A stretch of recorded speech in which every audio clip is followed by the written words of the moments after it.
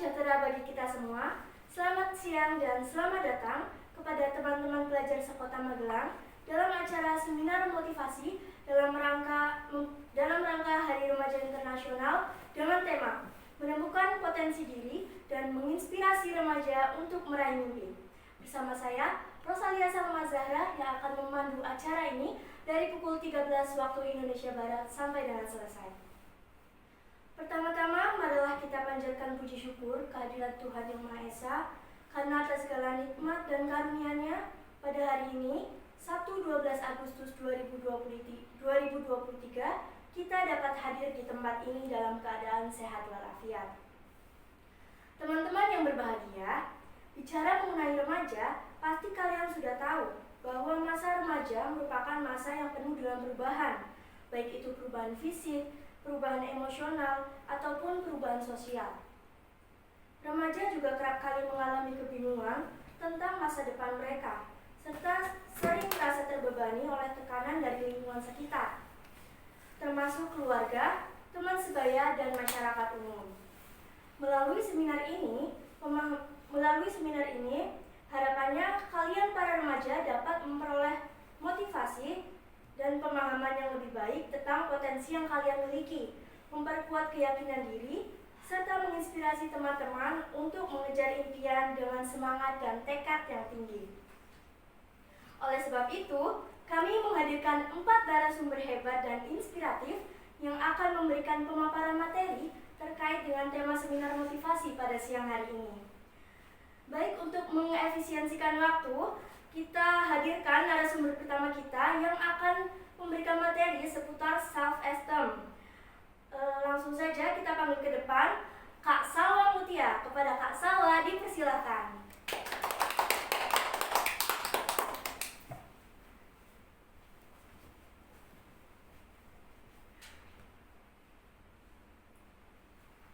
Ya, oke. Assalamualaikum warahmatullahi wabarakatuh. Waalaikumsalam warahmatullahi wabarakatuh. Selamat siang semuanya. Siang. Gimana kabar kalian hari ini? Baik. Nah, perkenalkan, nama aku Salwa Mutia Azhara Alam. Pada siang hari ini aku akan membawakan materi tentang bagaimana kita membangun self-esteem yang positif untuk meningkatkan rasa percaya diri di dalam diri kita. Sekarang aku mau nanya nih sama teman-teman. Oh, sebelumnya aku izin, aku boleh nggak pakai HP ini untuk alat aku buat bicara juga? Boleh. Karena aku kadang suka lupa ya sama apa yang ingin aku sampaikan, jadi aku tulis di HP buat ngebantu aku juga. Boleh izin? Boleh. Oke, makasih. Sekarang aku mau nanya ke teman-teman, pernah nggak sih teman-teman ngerasa nggak percaya diri, nggak nyaman gitu sama diri sendiri? Kayak misal teman-teman ngerasa kalian tuh nggak punya hal positif gitu di dalam diri kalian. Pernah. Nah, oke. Kalian ngerasa gini, misalnya kalian punya teman yang teman kalian tuh udah punya banyak prestasi, terus semua goalsnya tuh satu-satu udah tercapai gitu. Nah, kalian di situ jadi minder, terus kalian jadi ngerasa rendah diri karena kalian ngerasa ketinggalan sama semua hal itu. Nah, aku termasuk orang yang pernah ngerasain hal itu ya, karena aku punya temen yang dia tuh bisa dibilang udah bisa nyusun masa depannya dengan rapi, punya banyak prestasi, dan hal-hal yang bikin aku kadang tuh iri. Jadi aku mikir, ya aku mah apa tuh gitu kan, karena merasa kemampuan aku tuh bukan apa-apa gitu. Terus dampak dari aku mikir negatif kayak gitu tuh apa? Aku jadi kadang aku stres, bahkan aku pusing sendiri sampai nggak bisa tidur, terus bahkan aku pernah sakit, ngedrop karena mikirin hal-hal yang nggak perlu dipikirin gitu. Terus waktu aku SMA, aku pernah ngikut seminar, dan menariknya seminar ini tuh tentang psikologi, belajar dimana perasaan yang aku rasain itu berhubungan dengan sebuah konsep yang bernama self-esteem ini.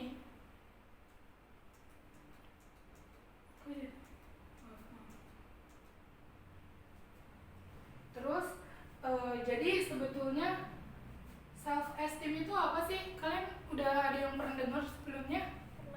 Pernah. Oke. Belum. Maaf ya, saya baru belajar pakai ini. Nah, jadi self esteem atau bahasa Indonesianya harga diri merupakan sebuah evaluasi positif individu terhadap dirinya sendiri. Jadi kalau menurut pakar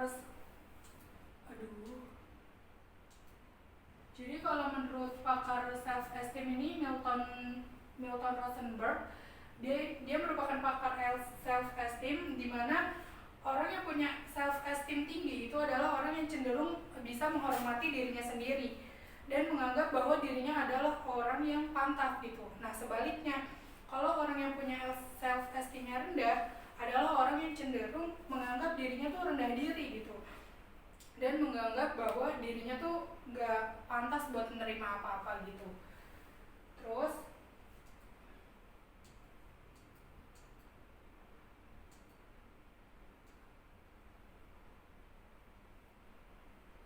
tapi muncul pertanyaan nih, tapi bukannya kalau misalkan orang yang punya self esteemnya tinggi jatuhnya malah jadi narsis ya?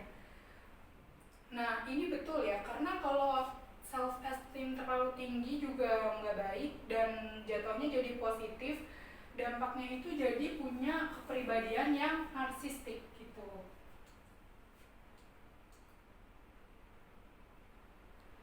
Nah, makanya yang baik itu adalah self esteem yang positif tapi seimbang. Jadi pandangannya tuh tetap realistis tapi tetap positif juga gitu. Tidak terlalu tinggi, tidak juga terlalu rendah. Nah, terus dampak positif self esteem tuh apa aja sih? Jadi dampaknya banyak ya. Kalau misalkan self esteem kalian baik, kalian punya kecenderungan nilai yang bagus gitu di kampus. Dan selain itu juga bakal punya kecenderungan nggak merasa stres atau nggak merasa depresi, dan kalian juga kecenderungan untuk hidup lebih lama daripada mereka yang memandang diri mereka tuh negatif. Ada juga nih penelitian yang menemukan bahwa mereka yang punya self esteem yang baik itu bakal jadi individu yang aktif, lebih sering menginisiasi hubungan, dan punya kemungkinan lebih besar untuk berbicara di depan orang banyak. Jadi punya kemampuan public speaking yang bagus gitu. Dan orang yang punya self esteem yang baik itu percaya bahwa mereka adalah orang yang baik. Dampaknya apa? Jadinya mereka tahu kemampuan mereka dan mereka juga tahu gimana cara membanginnya gitu, supaya mereka bisa menjalin hidup yang bahagia gitu. Nah, kalau seseorang punya self esteem yang baik, ini bakal jadi poin yang bikin mereka lebih bahagia, aktif, dan bisa berkontribusi buat lingkungan mereka. Terus gimana sih kalau sama orang yang punya self esteem yang rendah? Nah, ini juga ada dampaknya ya. Jadi kalau misalkan orang yang punya self esteem yang rendah itu biasanya punya perasaan negatif ke diri mereka sendiri. Jadi mereka percaya bahwa mereka tuh nggak layak buat nerima kasih sayang, cinta, dan bahkan mereka nggak layak buat bahagia gitu. Intinya mereka tuh percaya kalau mereka tuh nggak akan sukses gitu. Ini bahaya ya, karena hal ini tuh ngaruh ke performa, dan menurut penelitian self esteem self esteem yang rendah itu juga bakal mengganggu kesehatan, mulai dari depresi, terus gangguan kecemasan, serta kualitas lingkungan yang buruk, kualitas hidup yang buruk, dan jadi ngaruh ke banyak banget nih hidup kalian. Terus gimana cara ngembangin self esteem yang baik? Jadi aku tuh dulu pernah mikir ya, self esteem yang rendah itu bisa ditingkatin dengan cuma sekedar kata-kata gitu, kayak misalnya ayo semangat, lu pasti bisa gitu, Padahal ini nggak selamanya berlaku untuk orang yang nggak selamanya berlaku untuk semua orang. Kalau misalkan kata anak Gen Z itu, kalian kalau nggak punya love language word of affirmation itu nggak akan ngaruh gitu. Kayak aku termasuk orang yang nggak ngaruh gitu, dibilangin ayo semangat, lo pasti bisa gitu. Walaupun 1000 orang bilang lo pasti bisa, kalau misalkan akunya ngedown ya down gitu, karena itu ngaruh ke sama semua hal di diri sendiri gitu. Nah, ini berikutnya aku jelasin hal yang kalian harus coba. Pertama apa? Pertama, kalian harus kenalin diri kalian sendiri, atau bahasa bagusnya ini self awareness gitu. Awareness ini merupakan salah satu kemampuan yang penting untuk dimiliki individu. Kayak yang aku tadi udah singgung. Kalau kalian kenal sama diri kalian sendiri, termasuk kemampuan apa yang kalian kuasain dan gimana cara kalian ngembangin diri kalian sendiri, kalian bisa secara otomatis meningkatkan self esteem kalian. Nah, yang kedua nih, ini sering banget terjadi karena aku juga sering banget ngebanding-bandingin orang sama ngebanding-bandingin diri aku sama orang lain. Jadi yang kedua ini adalah stop comparing yourself to others. Kalian pernah nggak ngebanding-bandingin diri kalian sama orang lain? Pernah. Nah,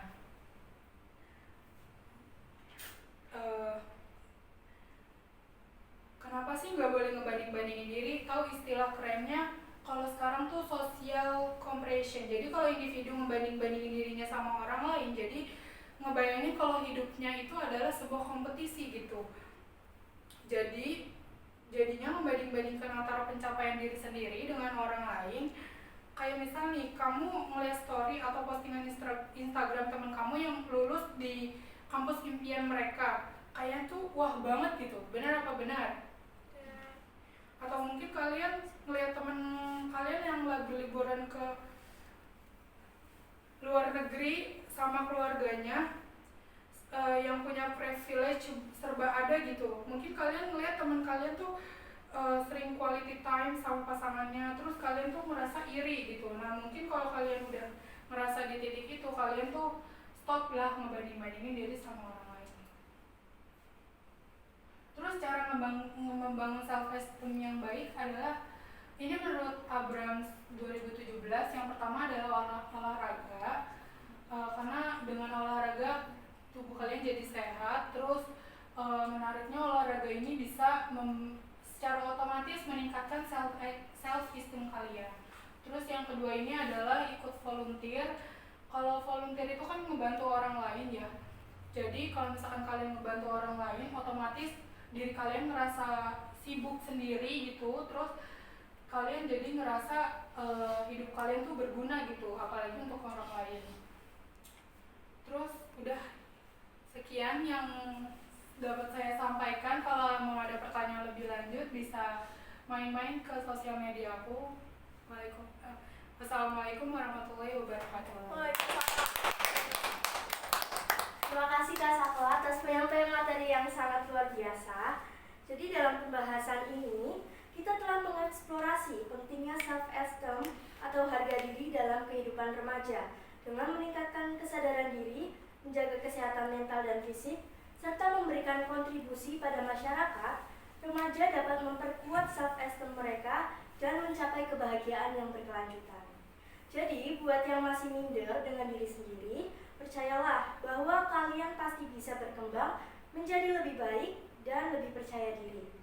Kalian tidak perlu iri dengan pencapaian orang lain karena semua sudah memiliki porsi dan waktunya masing-masing. Baik, setelah ini akan ada pemaparan materi yang kedua tentang metode SMART Goals dari Kak Fitri Noviatun. Langsung saja kepada Kak Fitri, dipersilahkan.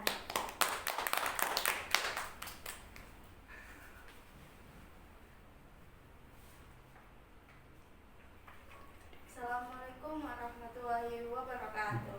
Waalaikumsalam warahmatullahi wabarakatuh. Perkenalkan, nama saya Fitri Noviatun. Di sini saya akan membahas tentang Metode SMART Goals. Dalam hidup tentunya kalian memiliki sebuah target dan tujuan untuk mencapainya.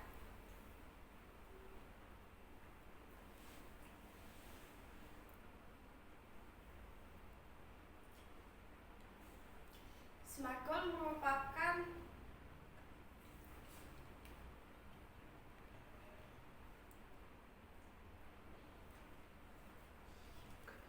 suatu metode yang mempengaruhi kamu untuk menetapkan target, rencana, dan tujuan. SMART Goal merupakan kependekan dari specific, measure, achievable, relevant, dan time-bound. Spesifik merupakan target atau rencana kamu perlu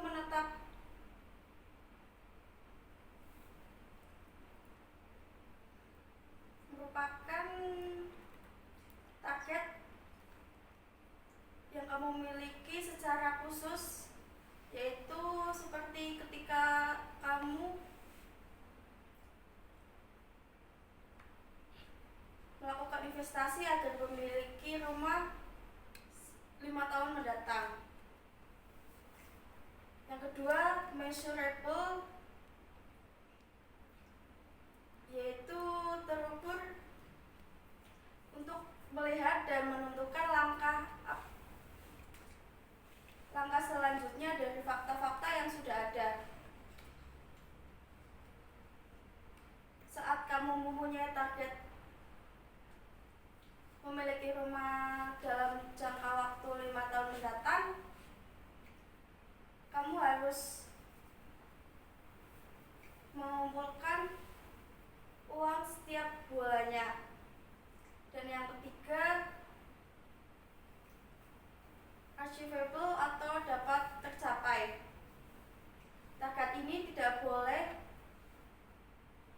terlalu mudah, tetapi juga tidak boleh terlalu sulit.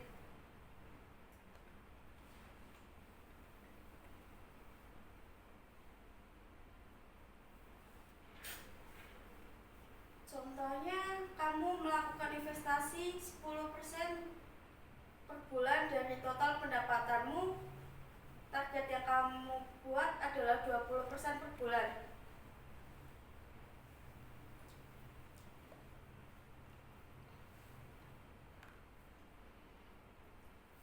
Yang keempat, relevan atau sesuai. Saat kamu membuat target, perlu memilih target yang relevan, artinya jika target tersebut tercapai, target tersebut tentunya memiliki dampak terhadap yang lain.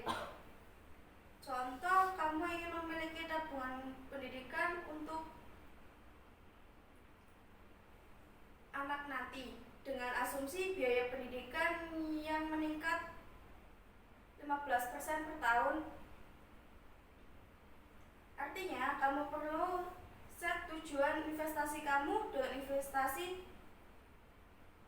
yang dapat memberikan bunga minimal 15% per tahun.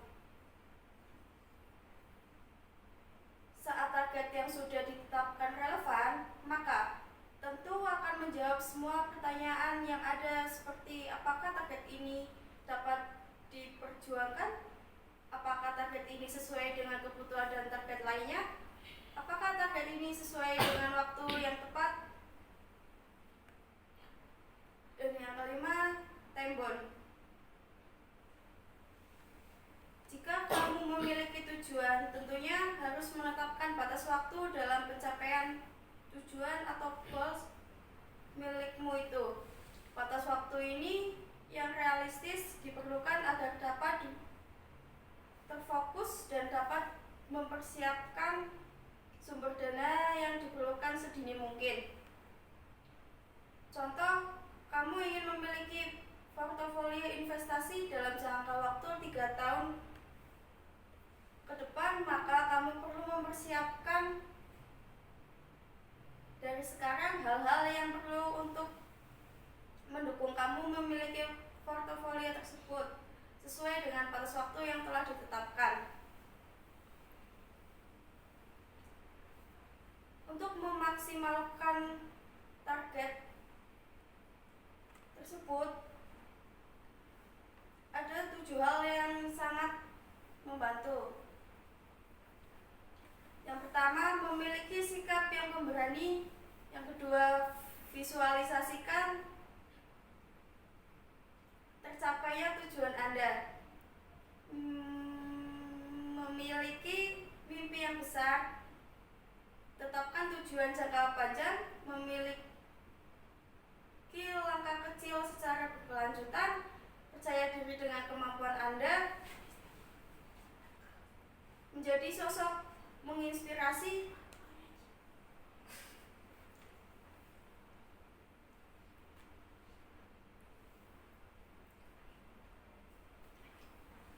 Apa sih manfaat dari goals? Goals mengarah fokus individu pada tugas yang dihadapi secara optimal. Dengan goal juga dapat mendorong kita memiliki kreativitas untuk membuat strategi sebagai upaya untuk pencapaiannya. Apabila strategi A gagal, maka kita akan cenderung membuat strategi B sebagai upaya selanjutnya. Upaya apa saja yang bisa dilakukan untuk tetap fokus mencapai tujuan yang telah direncanakan? 1. Kontrol sesuatu yang bisa mengganggu. 2. Tetap tenang. 3. Pikirkan tentang tujuan kamu.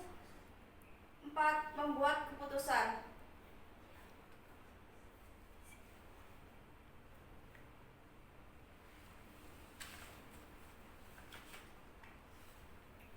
Dengan melakukan goal setting, tentu kamu akan memiliki tujuan yang lebih jelas, sehingga kamu dapat mengambil keputusan atau beraktivitas sehari-hari dengan arah yang sejalan dengan tujuan tersebut dan tidak lagi bingung.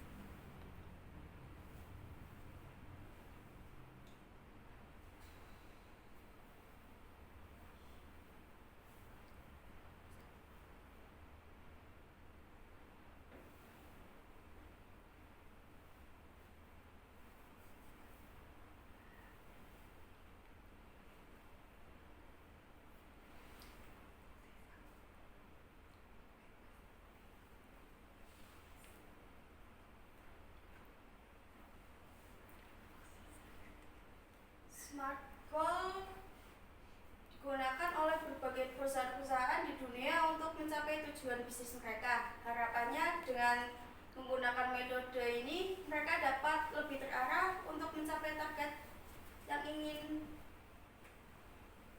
diraih. Sekian, terima kasih. Wassalamualaikum warahmatullahi wabarakatuh. Terima kasih Kak Fitri atas penyampaian materi yang sangat bermanfaat. Jadi kesimpulan yang dapat diambil dari pembahasan kali ini adalah metode SMART Goals dapat membantu remaja dalam merumuskan impian dan tujuan yang jelas dengan kriteria yang spesifik, terukur, dapat dicapai, relevan, dan memiliki batas waktu. Melalui pendekatan ini, remaja dapat mengoptimalkan tujuan mereka dengan lebih efektif dan efisien. Adapun manfaat dari penggunaan metode ini yaitu meningkatkan kreativitas, membuat strategi yang terarah, dan menginspirasi diri sendiri serta orang lain.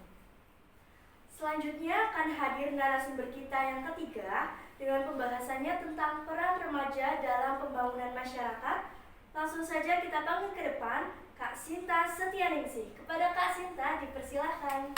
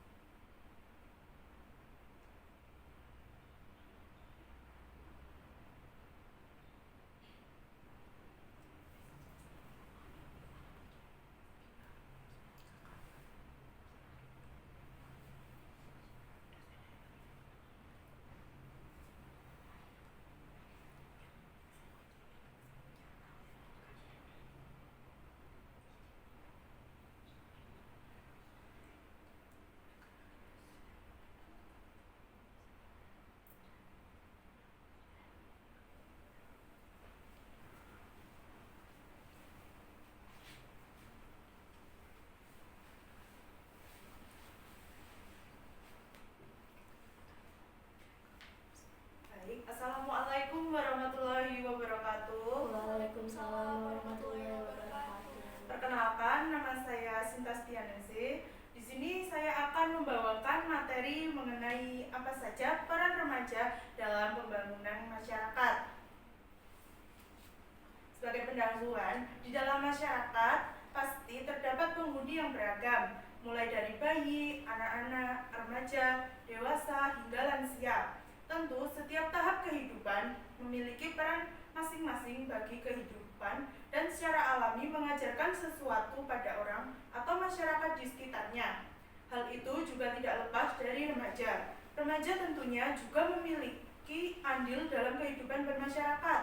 Dalam hal ini tentunya andil yang positif, sebab andil yang negatif bukanlah pembangunan, namun sebuah perusakan yang akan mendatangkan kerugian. Tentu pembangunan itu mengarah pada hal yang positif. Lalu, apa saja peran remaja dalam pembangunan masyarakat? Yang pertama, optimalisasi dalam ilmu. Remaja tentu sering belajar dan berperan besar dalam optimalisasi ilmu. Hal ini menjadi sangat penting mengingat pembangunan membutuhkan ilmu. Akan tidak bermakna ketika pembangunan digerakkan tanpa ilmu. Bukan keberhasilan yang akan hadir, tetapi kegagalan yang akan menghampiri. Sebab itu, remaja diarahkan untuk tidak mengenal lelah, tidak pantang menyerah, dan tidak lari dari susahnya mencari ilmu, supaya pada saatnya ketika terjun ke dalam kegiatan pembangunan bisa memenuhi harapan bangsa.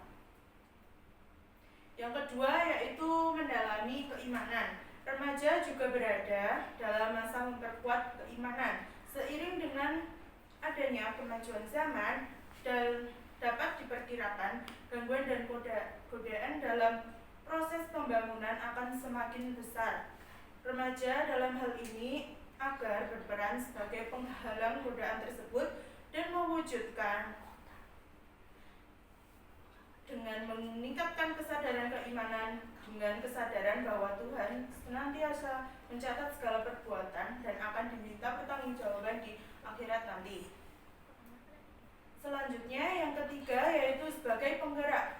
Remaja diartikan juga kelompok orang yang mempunyai pikiran muda seperti kreatif, inovatif, dan matang. Karena mempunyai pikiran muda seperti itu, maka remaja akan senantiasa mempunyai kemauan dan kemampuan. Ketika kemauan dan kemampuan itu bersatu, maka remaja akan menjadi penggerak untuk pembangunan. Yang keempat, yaitu merencanakan masa depan. Perencanaan dan pelaksanaan pembangunan terkadang masih belum stabil. Hal ini bisa terjadi dalam wujud ketidaksesuaian antara perencanaan dengan pelaksanaan. Bisa juga dalam begitu lamanya jarak waktu antara perencanaan dan pelaksanaan. Dalam hal ini, remaja dengan jiwanya yang selalu kreatif, inovatif, dan matang bisa menempatkan diri motivator kesesuaian perencanaan dan pelaksanaan serta ketepatan waktu antara perencanaan dan pelaksanaan. Yang kelima, yaitu motivasi untuk orang yang lebih tua. Pembangunan merupakan tanggung jawab semua masyarakat. Kita tidak boleh membebankan pelaksanaan pembangunan hanya kepada pemerintah atau orang tua, sebab remaja juga memerankan diri sebagai pendorong kepada semua baik orang tua atau seumuran bersama-sama melaksanakan pembangunan. Yang keenam yaitu keseimbangan teknologi. Dalam kajian psikologi, remaja memiliki karakteristik selalu berpikir. Karena karakteristik itulah pembaruan sering muncul dari remaja. Karakteristik yang akhirnya melahirkan semangat inovasi juga berdampak pada pelaksanaan pembangunan. Remaja dengan jiwa yang tidak pernah puas terhadap satu keberhasilan akan selalu mencari keberhasilan kedua, ketiga, dan seterusnya. Remaja dengan jiwa inovasinya tidak akan merasa puas dan berdiam diri dengan suatu hal yang telah mencapai angka keberhasilan penuh, tetapi akan selalu berusaha mengikuti teknologi karena rasa ingin tahunya untuk mencari sebuah hal yang bisa mengantarkan keberhasilan lebih jauh lagi. Yang ketujuh yaitu pemberi evaluasi. Dalam proses pembangunan yang dilakukan semua pihak tentu tidak lepas dari remaja, yang secara langsung remaja menjadi acuan manfaat dari pembangunan di masa depan. Nantinya mereka yang akan mengembangkan. Bentuk kontrol sebagai bagian dari evaluasi dilakukan remaja dalam menyampaikan hasil evaluasi pembangunan yang umumnya secara spontan, misalnya fasilitas publik, kemajuan pendidikan, dan lain sebagainya. Yang kedelapan yaitu memanfaatkan kemampuan kognitif. Kemampuan kognitif remaja tentu sudah stabil. Hal ini tercermin dari kemampuan remaja dalam mengetahui dan memahami suatu persoalan yang pada akhirnya dapat membentuk sikap remaja terhadap permasalahan yang dihadapinya, walaupun dengan pertimbangan dari sekitar dan pengalamannya. Yang kesembilan yaitu belajar mengenai emosi. Dari remaja kita dapat belajar bahwa emosi remaja dengan dilandasi kemampuan berpikir dapat mengendalikan dan menempatkan emosi dalam menghadapi permasalahan jika diarahkan dengan baik, di mana hal itu menjadi pelajaran untuk orang dewasa dan lebih tua bisa mengontrol diri sendiri dan menjadi peran dalam menentukan rencana pembangunan untuk memikirkan manfaat jangka panjang, tidak berdasar emosi sementara. Yang ke-10 yaitu tanggung jawab dan rasa kreatif. Rasa tanggung jawab berhubungan dengan keinginan untuk mewujudkan segala sesuatu yang menjadi keinginan remaja. Akibatnya, segala sesuatu yang dikerjakan dengan sungguh-sungguh disertai kreatif dan inovatif untuk penciptaan ide atau pemikiran yang berkaitan dengan masalah yang sedang dihadapi. Yang ke-11 yaitu peran sosialisasi.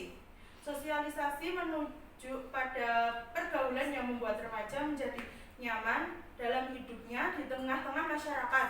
Seorang remaja dikatakan telah melakukan sosialisasi dengan baik apabila ia bukan hanya menampilkan kebutuhannya, tetapi juga memperhatikan kepentingan dan tuntutan orang lain. Yang ke-12 yaitu peran budaya. Remaja mengalami proses pembudayaan, yaitu mempelajari dan menyesuaikan alam pikiran dan sikapnya dengan adat istiadat, sistem norma, dan peraturan yang berlaku dalam kebudayaan masyarakat tempat ia tinggal, sehingga jika ditanamkan dengan baik sejak kecil akan menjadi pengaruh yang baik dalam pembangunan, yakni mempertahankan dan meningkatkan budaya menjadi suatu yang lebih dihargai dan berkualitas. Lalu yang terakhir yaitu kemampuan inovasi. Remaja merupakan generasi penerus sebuah bangsa. Anak bangsa, bagian dari masyarakat dan masa depan keluarga. Remaja selalu diidentikan dengan perubahan. Betapa tidak peran remaja dalam pembangunan bangsa ini. Peran remaja dalam menolak suatu hal yang tidak disukai, yang terkadang hal tersebut bisa menjadi jalan introspeksi untuk merencanakan sesuatu yang baik sehingga memunculkan kemampuan inovasi pembangunan lebih baik dalam segala hal. Sekian motivasi yang dapat saya sampaikan, semoga bermanfaat untuk remaja semuanya. Terima kasih. Wassalamualaikum warahmatullahi wabarakatuh.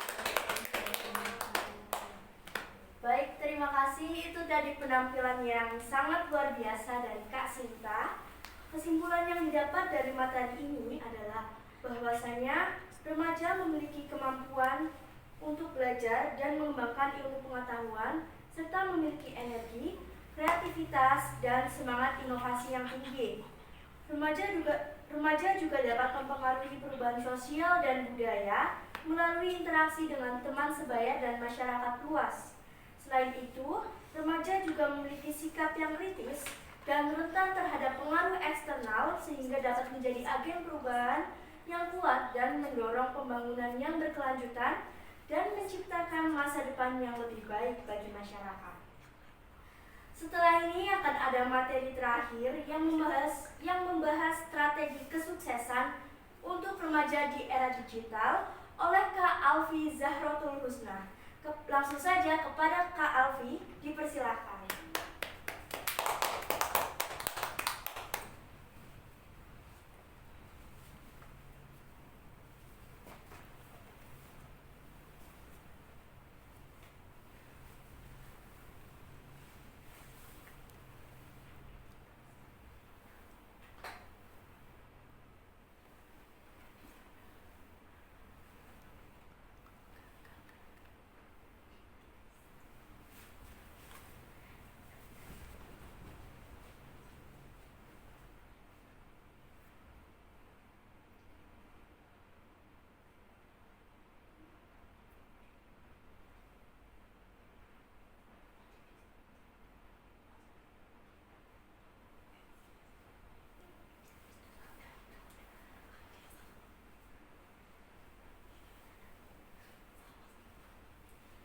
Assalamualaikum warahmatullahi wabarakatuh. Waalaikumsalam warahmatullahi wabarakatuh. Perkenalkan, nama saya Alfi Zahrotul Husna. Saya di sini akan memberikan materi tentang membangun kesuksesan remaja di era digital.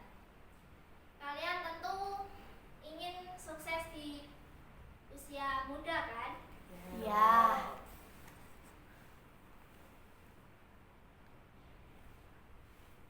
Terkadang kita mulai hal-hal kecil, contoh kita harus keluar dari era zona kenyamanan, terus mencoba hal-hal baru atau hal sebagainya. Strategi bisnis di era digital. Strategi bisnis digital adalah serangkaian yang dibuat oleh perusahaan untuk meningkatkan kecenderungan dan kinerja bisnis, menciptakan produk baru, dan mencederhanakan proses internet.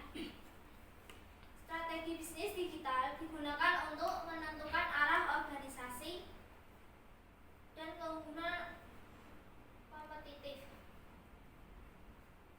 baru bagi perusahaan yang dibuat atau dirancang dengan menggunakan teknologi. Strategi bisnis digital yang berperan dalam memaksimalkan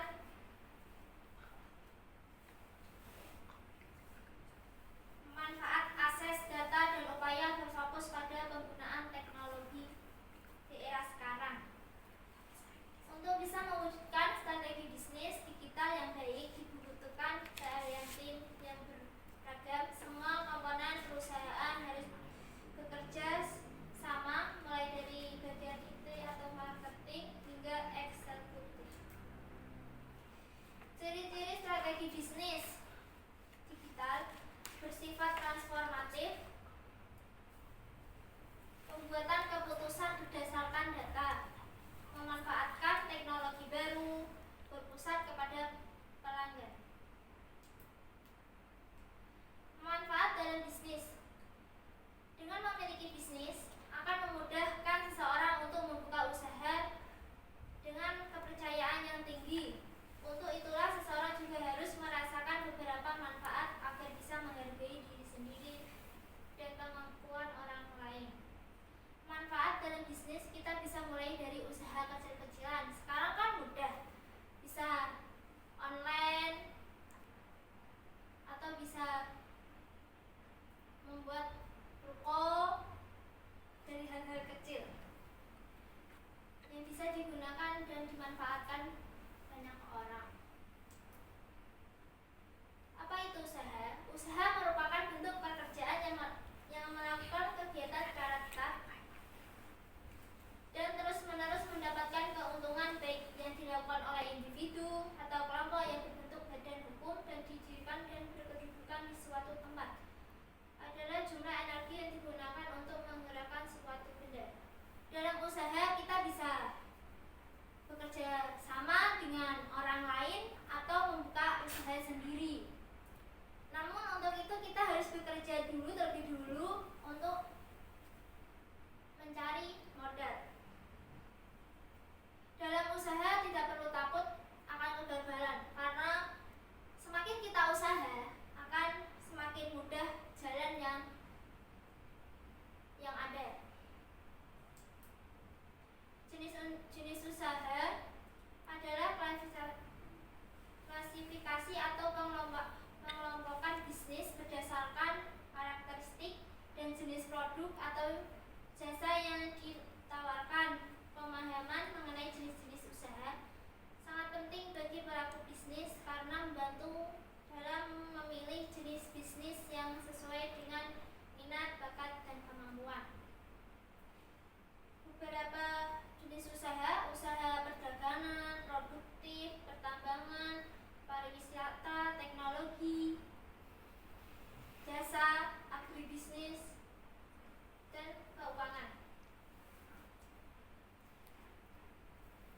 Mereka bisa melalui hal-hal kecil agar bisa mengembangkan usaha kecil bisa menjadi besar.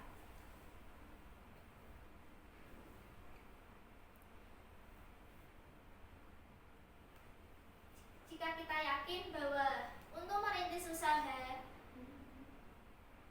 yang didapat dalam sebuah proses tentu tidak mudah untuk dilalui. Pasti banyak cobaan yang dapat dilakukan.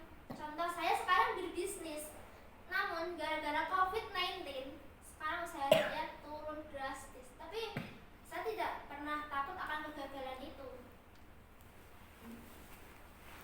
karena sesungguhnya kegagalan itu akan membuat kita semangat lagi untuk bisa membangun usaha menjadi yang lebih baik.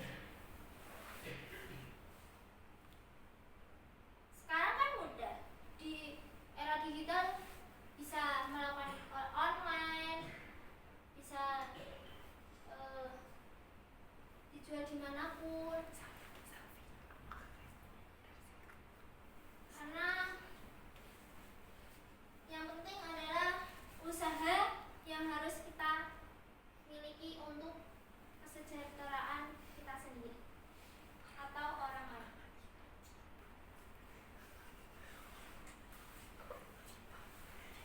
Orang yang ingin sukses di usia muda juga memiliki impian dan cita-cita. Karena itulah terkadang orang yang ingin maju harus melupakan masa lalu dan meninggalkan zona nyaman agar dia terus maju untuk mencapai kesuksesan di era digital sekarang ini. Dulu saya mempunyai cita-cita, namun tidak direstui orang tua. Saya ubah cita-cita saya. Mungkin cita-cita saya sudah saya pendam, namun saya memiliki banyak impian sehingga saya ingin sekali untuk membuka suatu usaha yang dapat memberikan keuntungan bagi masyarakat,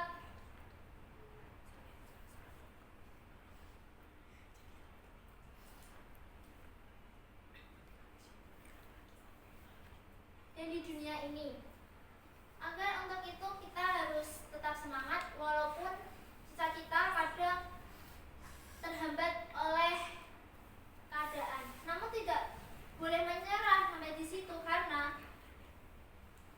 cita-cita kita gagal, tapi impian kita kan belum. Untuk itu kita harus melakukannya mulai dari apa yang kita suka sampai kita yang tidak sukai, agar kita bisa menentukan jalan hidup kita untuk memudahkan dalam kita mencari sebuah pekerjaan atau merintis sebuah usaha sendiri. Kesimpulannya, jika kita ingin sukses di usia muda, harus mengorbankan hal-hal yang kita sayangi untuk melepaskan agar kita tidak melihat ke belakang terus, tapi melihat ke depan dan maju untuk mencapai kesuksesan dalam hal bisnis atau hal lainnya. Oleh karena itu, kita baru tetap melepaskan yang namanya zona nyaman dan mudahnya kedisiplinan waktu dan lain-lainnya. Contoh, kita bisa memulai usaha dalam sekarang kan banyak kayak kita bisa mencari kalau kita ingin bisnis makanan, kita bisa mencari di Google, di YouTube, dan banyak di Instagram, di Telegram atau lain sebagainya, agar memudahkan kita untuk mencapai apa yang kita mau. Sekian, terima kasih. Assalamualaikum warahmatullahi wabarakatuh. Waalaikumsalam. Terima kasih untuk Kak Alfi atas pemaparan materi yang sangat bermanfaat. Kesimpulan yang didapat dari materi ini adalah remaja harus memanfaatkan era digital untuk memperoleh pengetahuan dan peluang yang dapat membantu mereka memulai usahanya sendiri. Pemanfaatan teknologi dan keterampilan yang relevan sangat penting dan dalam mengembangkan diri dan mencapai kesuksesan. Materi dari Kak Alfi tadi menjadi penutup seminar motivasi pada siang hari ini. Terima kasih kepada semua peserta yang telah mengikuti seminar motivasi ini dengan antusias dan semangat yang luar biasa. Semoga setelah mengikuti acara ini, kalian mendapat motivasi dan wawasan baru untuk menemukan potensi diri dan meraih mimpi. Jangan takut untuk bermimpi besar, ambil langkah kecil setiap hari untuk mencapai tujuan kalian, dan percayalah bahwa kalian mampu untuk meraihnya. Jangan biarkan keraguan dan hambatan menghalangi langkah kalian, dan hadapilah tantangan yang ada dengan semangat pantang menyerah. Terakhir, saya ingin mengucapkan terima kasih yang sebesar-besarnya kepada semua pembicara yang telah memberikan wawasan dan inspirasi yang luar biasa dalam seminar motivasi ini. Saya Salma selaku Master of Ceremony pamit undur diri. Sampai jumpa di kesempatan berikutnya. Wassalamualaikum warahmatullahi wabarakatuh.